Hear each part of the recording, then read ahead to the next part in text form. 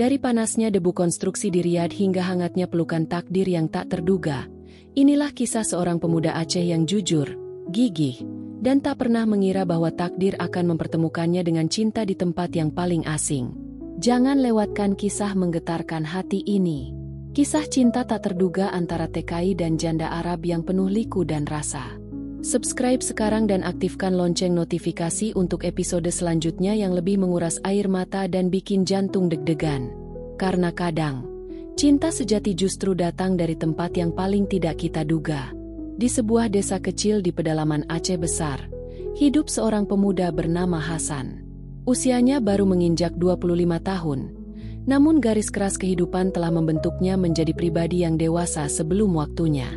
Ayahnya telah lama wafat karena kecelakaan kerja di perkebunan sawit, dan ibunya kini menghidupi dua adik Hasan dengan menjual kue di pasar pagi. Hasan adalah harapan keluarga. Sejak remaja, ia sudah terbiasa memanggul beban hidup, bekerja sebagai kuli panggul, buruh panen, hingga tukang bangunan serabutan di kota Banda Aceh. Namun upah harian tak cukup untuk mengubah nasib. Saban malam, di balik dinding kayu rumah mereka, ibunya kerap terisak pelan, mencoba menyembunyikan tangis dari anak-anaknya yang belum tidur. Hasan tak tahan, bukan karena lelah, tapi karena ingin ibunya berhenti menangis. Ia pun memutuskan mengambil langkah besar, merantau menjadi TKI ke Arab Saudi. Meski banyak cerita pahit tentang TKI yang dianiaya atau diperlakukan tidak adil, tekadnya sudah bulat. Ia mendaftar lewat CV penyalur resmi, menjual motor satu-satunya sebagai biaya pengurusan. Ia ingin membuktikan, meski berasal dari desa, ia punya harga diri dan kemampuan. Saat hari keberangkatan tiba, kampung kecil itu seperti ikut menangis. Ibu Hasan memeluknya erat, tak henti membaca doa dan ayat-ayat Al-Quran yang ia bisikan di telinga anak sulungnya. Hati-hati di sana, nak, jangan lupa salat, jangan tinggalkan Allah. Insya Allah, Mak. Hasan kerja biar bisa bangun rumah baru untuk Mak dan adik-adik. Pesawat yang mengantarnya ke Riyadh menjadi saksi bisu dari sebuah niat suci dan pengorbanan besar. Di dalam dadanya, Hasan hanya membawa satu hal, harapan akan kehidupan yang lebih layak, harapan akan masa depan yang cerah, dan harapan bahwa mungkin, di tanah asing itu, ia bisa menemukan takdir yang lebih dari sekadar pekerjaan. Yang belum ia tahu, di balik debu dan panasnya gurun Arab, takdir sudah menunggunya, dalam wujud yang tak pernah ia bayangkan. Langit Riyadh terasa menyilaukan, bukan hanya karena matahari gurun yang membakar kulit, tapi juga karena semua di sana terasa asing. Bahasa, makanan, budaya, hingga aroma udaranya. Hasan turun dari bus jemputan dengan tas lusuh berisi pakaian secukupnya dan Al-Quran kecil yang selalu ia bawa sejak kecil, warisan ayahnya. Ia ditempatkan di sebuah mes buruh di pinggiran kota, bersama puluhan pekerja dari Asia Tenggara dan Asia Selatan. Ranjang bertingkat, kipas angin rusak, dan bau keringat yang tak pernah hilang. Setiap subuh, ia bangun lebih dulu dari yang lain untuk salat dan menyiapkan air wudhu seadanya. Hanya itu yang membuatnya tetap waras, mengadu pada Tuhan di tengah keterasingan. Hari-harinya di proyek konstruksi diisi dengan teriakan mandor, beban semen, dan panas 45 derajat yang mengupas kulit. Tangannya yang dulu halus, kini mengeras, kapalan, dan terkadang berdarah. Tapi ia tidak pernah mengeluh. Setiap kali tubuhnya lelah, ia membayangkan wajah ibunya yang tersenyum, dan suara adiknya yang riang saat ia kirimkan sedikit uang hasil jerih payah. Hasan cepat dikenal oleh rekan kerjanya sebagai pemuda yang lain. Ia tidak merokok, tidak suka bergosip, dan selalu menyelesaikan tugas dengan rapi. Saat istirahat, bukannya tidur, ia sering membaca atau membantu rekan lain yang kesulitan dengan alat berat. Suatu ketika, mandor Arab yang biasa galak memerhatikan Hasan. Di tengah keributan, ia tetap sabar. Pernah juga Hasan mengembalikan sebuah dompet yang jatuh milik supervisor proyek, tanpa mengambil sehelai pun uang di dalamnya. "Hadza Syabab Sadik," kata si supervisor. "Pemuda ini jujur." Itulah yang membuatnya mulai dilirik. Saat proyek besar membangun hotel bintang 5 akan dimulai, CV tempat Hasan bekerja ditunjuk sebagai salah satu subkontraktor. Pemilik proyek itu bukan sembarang orang. Seorang wanita Arab kaya, berpendidikan, dan janda. Namanya Madam Laila Al-Fahd. Dan tanpa Hasan tahu, inilah awal dari perjalanannya yang jauh lebih rumit dan jauh lebih dalam daripada sekadar bekerja di luar negeri.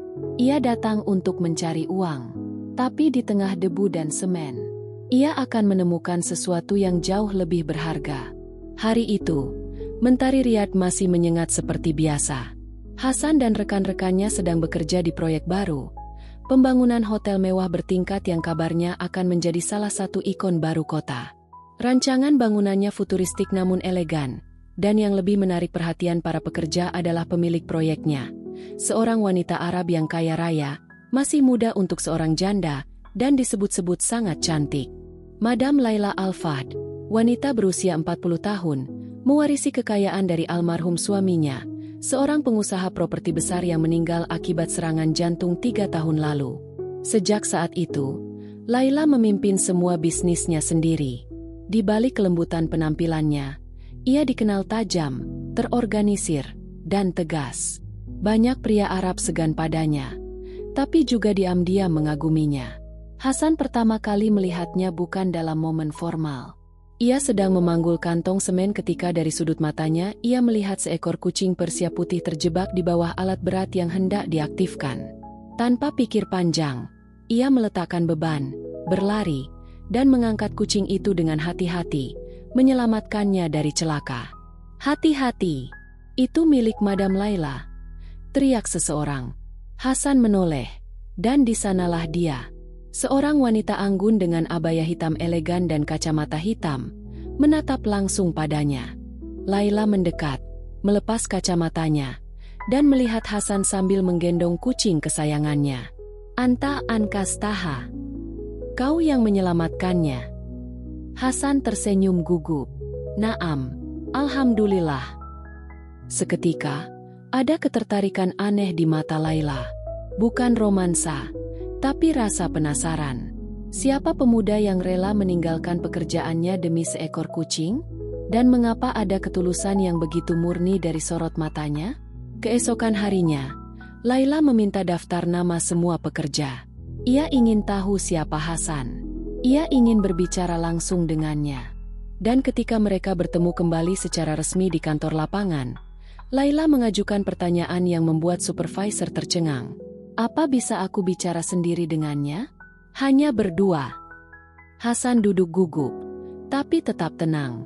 Laila menatapnya dalam-dalam, seolah berusaha membaca isi hatinya. "Kamu bukan orang biasa, Hasan. Saya cuma orang kampung yang kerja keras, Madam." Justru itu yang tidak biasa.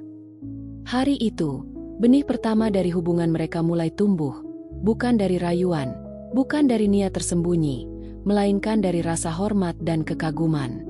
Laila melihat sesuatu dalam diri Hasan yang tak pernah ia temukan pada lelaki-lelaki berjas di sekelilingnya. Ketulusan tanpa kepentingan. Dan dari sinilah, jalan hidup keduanya mulai berubah. Perlahan, tapi pasti. Sejak kejadian penyelamatan kucing itu, Hasan mulai mendapat perhatian khusus dari pihak manajemen proyek. Namun bukan karena nepotisme atau belas kasihan, melainkan karena kompetensinya mulai terlihat.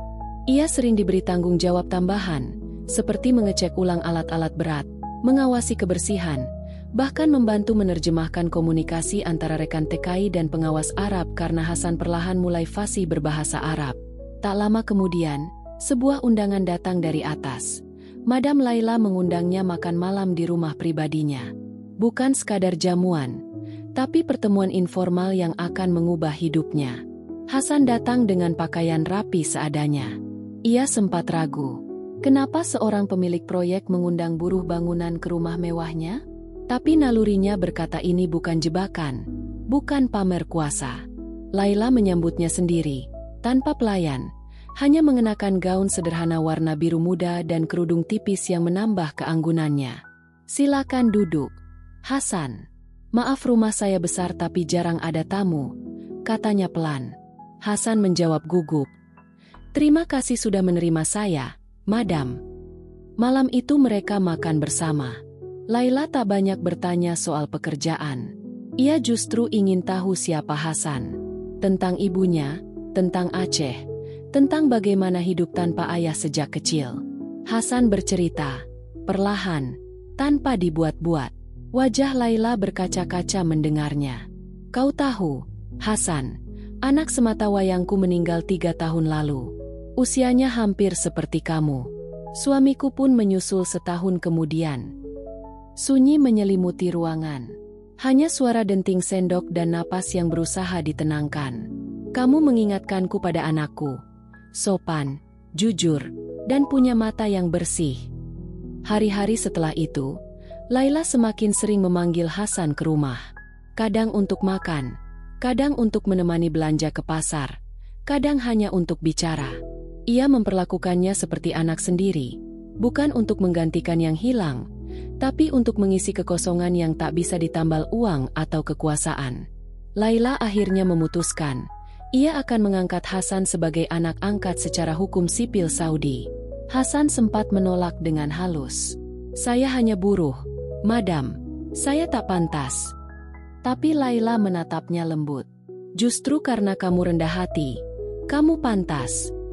Prosesnya berjalan cepat. Ia dipindahkan ke rumah Laila. Pihak CV tempatnya bekerja memberikan rekomendasi atas kepribadiannya. Rekan kerja terkejut. Ada yang sinis, ada yang iri, tapi banyak juga yang diam-diam ikut bangga. Hasan tetap sama, salat tepat waktu, hormat pada orang tua, dan tidak besar kepala. Namun, di balik semua ini, ada hal yang tak bisa dielakkan. Kedekatan mereka mulai melewati batas hubungan ibu dan anak angkat. Bukan karena nafsu, tapi karena waktu, kebersamaan, dan luka batin yang sama-sama belum sembuh, perlahan menumbuhkan sesuatu yang tak bisa mereka cegah, rasa saling membutuhkan. Dan di sanalah, babak baru yang lebih rumit akan dimulai. Hari-hari berlalu, dan hubungan antara Hasan dan Madam Laila perlahan berubah. Bukan karena niat, bukan pula karena permainan hati, tapi karena rasa nyaman yang tumbuh dari kebersamaan, saling mendengarkan, dan luka-luka lama yang dipahami tanpa perlu banyak kata. Laila merasa hidup kembali. Sejak kematian suami dan anaknya, rumahnya sunyi. Lampu-lampu mewah dan sofa mahal tak pernah mampu menghangatkan kesepiannya. Namun sejak Hasan tinggal bersamanya, rumah itu seperti bernafas lagi. Ada tawa ringan saat mereka makan bersama. Ada percakapan dalam bahasa Arab bercampur Melayu yang membuat hari terasa manusiawi. Hasan bukan hanya menghargainya sebagai wanita, tapi sebagai manusia yang terluka, yang ingin dicintai bukan karena harta, tapi karena keberadaannya. Hasan sendiri tidak pernah berniat lebih dari sekadar menjadi anak angkat yang berbakti. Ia selalu menjaga adab. Ia memanggil Laila dengan penuh hormat, tidak pernah melewati batas, dan bahkan sering merasa bersalah saat merasakan degup jantungnya tak normal setiap Laila tersenyum atau menyentuh pundaknya sambil berkata, "Syukran, ya Hasan." Namun hati manusia bukan besi. Mereka terlalu sering bersama, belanja, memasak, berbagi kisah masa lalu, salat berjamaah, hingga menangis bersama saat mengenang orang-orang yang sudah tiada. Suatu malam, ketika listrik padam karena badai gurun yang datang tiba-tiba, mereka duduk berdua di ruang tengah. Laila menggenggam lilin, dan Hasan duduk di dekatnya. Dalam sunyi, suara hujan pasir dan angin di luar seperti latar dari sebuah kisah yang tak terucap. Hasan. Naam, madam. Pernahkah kamu merasa ingin seseorang tetap di sisimu, bukan karena darah, tapi karena dia membuatmu merasa utuh? Hasan menoleh. Sorot mata Laila penuh kerinduan. Bukan rindu pada masa lalu, tapi pada rasa hangat yang sudah lama hilang. Saya tidak tahu bagaimana mengatakannya, Laila, tapi saya juga merasa ada yang berubah. Bukan cinta biasa, bukan juga sekadar hormat. Kata-kata itu menggantung, tidak dilanjutkan. Tapi mata mereka sudah bicara lebih dulu. Sejak malam itu, hubungan mereka memasuki ruang abu-abu. Tidak ada yang diucapkan secara jelas, tapi mereka sama-sama tahu, ini bukan lagi sekadar kasih ibu pada anak angkat. Ini adalah dua jiwa yang saling mengisi kehampaan, Dan Tuhan telah mempertemukan mereka di antara gurun pasir, bukan tanpa alasan. Namun cinta seperti ini tak akan pernah mudah. Hasan mulai gelisah. Ia sadar perbedaan usia mereka 2 kali lipat. Ia juga sadar, status sosial, budaya, dan agama bisa menjadi tembok tinggi yang sulit ditembus. Laila pun mulai dihantui rasa bersalah.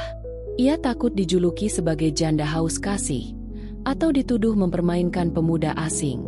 Tapi perasaannya tak bisa ia bunuh. Hasan telah menjadi bagian dari dirinya, lebih dalam dari sekadar status hukum anak angkat.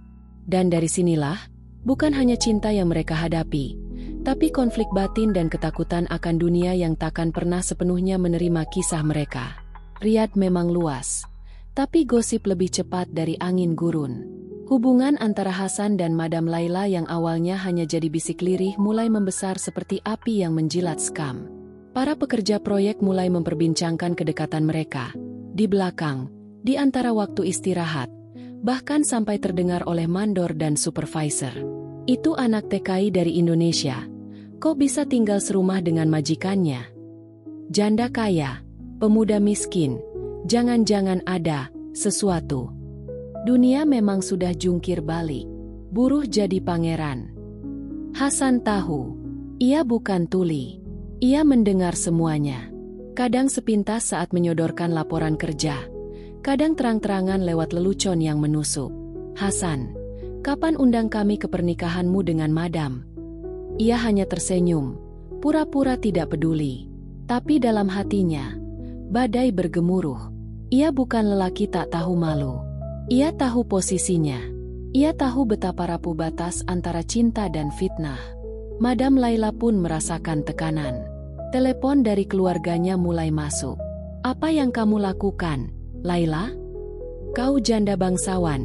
Jangan mencoreng nama keluarga. Buruh? TKI. Itu mencoreng kehormatan almarhum suamimu. Laila mencoba menjelaskan bahwa Hasan bukan sekadar buruh. Ia manusia yang mengobati sepi, yang hadir dengan hati, bukan kepentingan. Tapi telinga keluarganya sudah tertutup. Baginya, dunia hanya melihat status, bukan niat. Situasi semakin rumit saat foto mereka berdua saat menghadiri acara pembukaan proyek bocor ke media lokal. Meski hanya tampak duduk berdampingan, netizen seperti biasa langsung membakar bensin ke dalam api. Skandal janda Arab dan pekerja asing. Pemuda Indonesia rebut hati jutawan Saudi. Komentar-komentar itu menusuk. Laila marah, Hasan gelisah. Mereka sempat berdebat. Bukan karena saling menyalahkan, tapi karena mereka sama-sama takut. Takut bahwa apa yang mereka jaga dengan hati akan hancur oleh mulut orang lain. Saya siap mundur, Madam, kalau saya membuat Madam malu. Tidak, Hasan, kamu tidak membuatku malu. Tapi dunia ini tidak adil pada kita. Untuk pertama kalinya, Laila menangis di hadapan Hasan. Bukan tangisan seorang wanita lemah, tapi tangisan seorang manusia yang kelelahan mempertahankan sesuatu yang benar di mata Tuhan, namun salah di mata manusia. Dalam sunyi malam, Hasan berdoa. Ia minta petunjuk, bukan jawaban. Ia ingin tahu apakah yang mereka rasakan ini ujian, atau petunjuk jalan dari Tuhan. Ia tak mau cinta ini berubah menjadi musibah. Tapi ia juga tak sanggup kehilangan satu-satunya orang yang membuat hidupnya di negeri asing terasa seperti rumah. Dan di sanalah mereka berdiri. Di persimpangan antara perasaan dan tekanan, antara cinta dan harga diri. Di tengah badai fitnah, tekanan sosial, dan pergolakan batin yang semakin berat, Hasan mengambil keputusan yang tak mudah. Ia meminta izin kepada Madam Laila untuk pergi umrah. Bukan untuk lari, tapi untuk mencari ketenangan, petunjuk, dan, yang terpenting, jawaban. Saya ingin bertanya pada Tuhan, bukan pada manusia, ucapnya lirih. Laila tak mampu berkata banyak. Ia tahu, cinta mereka telah menembus batas logika, tapi belum tentu mampu bertahan di hadapan dunia. Ia hanya menatap Hasan sambil menggenggam tangannya, lalu berbisik, temui Tuhan kita, dan tanyakan apakah aku bagian dari takdirmu. Hasan tiba di Makkah dalam keadaan hati yang penuh beban. Lelah, bimbang, takut kehilangan, namun tetap memegang harapan. Setibanya di pelataran Masjidil Haram, tubuhnya menggigil. Bukan karena dingin, tapi karena kesadaran kecilnya di hadapan Sang Maha Besar. Ia menatap Ka'bah, hitam, agung, dan sunyi, seakan menatap pusat semesta. Dalam sujudnya, ia menangis. Tangis yang tak tertahan. Bukan hanya karena cinta, tapi karena ia bingung antara dua kebaikan. Tetap bersama wanita yang menghidupkan jiwanya atau pergi demi menjaga kehormatan keduanya dari fitnah dunia. Ya Allah, aku hanyalah anak desa dari Aceh yang engkau bawa sejauh ini. Jika cinta ini fitnah, cabutlah dari hatiku. Tapi jika cinta ini engkau tulis di Lauhul Mahfudz, maka kuatkan aku untuk menjaganya. Malam itu, Hasan menghabiskan waktu berjam-jam di dekat Hijr Ismail. Ia tak meminta harta, jabatan, atau kemewahan. Ia hanya ingin petunjuk yang terang. Dan anehnya, saat fajar mulai mengusir kegelapan, hatinya terasa lebih ringan. Ia tidak mendapat jawaban dalam bentuk suara, tapi dalam ketenangan yang menyejukkan dada. Sementara itu, di Madinah, Laila juga mencoba mencari jawaban. Ia mengunjungi makam Rasulullah Shallallahu Alaihi Wasallam, berdoa dalam diam, meminta petunjuk. Ia tahu, cinta yang ia rasakan bukan sekadar pelarian dari sepi, tapi bagian dari kebangkitan jiwanya. Namun ia juga tahu, tidak semua cinta layak diperjuangkan di dunia. Sebagian mungkin hanya untuk menguatkan hati, bukan untuk dimiliki. Ketika Hasan kembali ke Riyadh, matanya lebih tenang. Ia tak langsung bicara banyak. Laila menyambutnya tanpa banyak kata. Kau temukan jawabannya. Belum seluruhnya. Tapi aku tahu satu hal. Apa itu? Cinta sejati bukan tentang memiliki, tapi tentang menjaga. Mereka duduk berdua. Tak ada genggaman, tak ada pelukan. Hanya dua hati yang saling merindu, namun siap melepaskan bila itu yang terbaik. Di akhir malam, Laila berkata pelan, jika Tuhan merestui kita, dunia pun akan tunduk. Tapi jika tidak, biarlah cinta ini tetap hidup dalam doa. Dan malam itu, mereka tidur dalam sunyi masing-masing. Bukan karena menyerah, tapi karena belajar melepaskan dengan cara paling mulia, menyerahkan keputusan kepada Tuhan. Namun jika hidup memilih jalan lain. Setelah kembali dari umrah, Hasan mengambil keputusan berat. Ia memutuskan untuk pulang ke Aceh. Saya tak ingin cinta kita menjadi batu sandungan dalam hidup madam, ucapnya tenang, meski suaranya bergetar. Laila menatapnya lama, air mata menggantung. Lalu, semua ini sia-sia. Hasan menggeleng.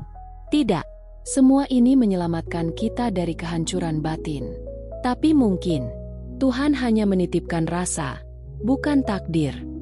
Hari kepergian Hasan, Laila mengantarnya hingga bandara. Mereka tidak saling memeluk, hanya menatap dengan sejuta kata yang tertahan. Sebelum Hasan melewati gerbang, Laila memberinya sebuah kotak kecil.